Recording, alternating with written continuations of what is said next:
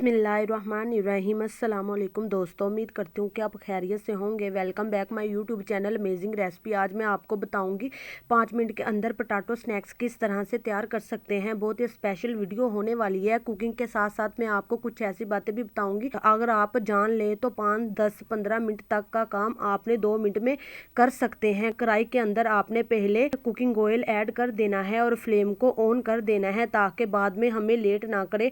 अब चलते हैं रेसिपी की तरफ। तो बिस्मिल्लाहिर्रहमानिर्रहीम। खूबसूरत से आलू लेंगे। यहाँ पर 2 अदद आलू लिए हैं। 2 आलू काफ़ी होंगे इस रेसिपी के लिए। यहाँ पर हमने ग्रेटर की मदद से आलूओं को ग्रेट कर लिया है। अगर आप चाहें तो हाथों की मदद से भी कटिंग कर सकते हैं।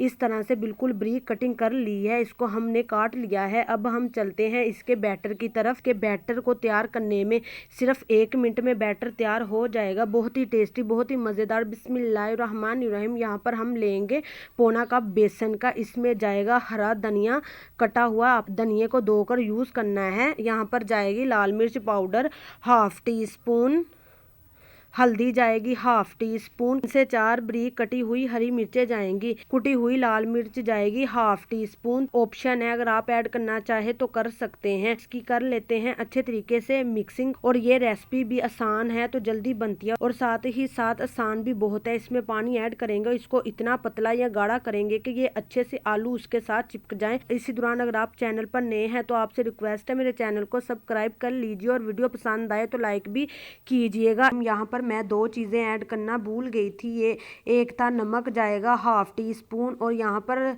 सूखा धनिया पाउडर जाएगा ½ टी स्पून। इसको हम अच्छे तरीके से मिक्स कर लेंगे।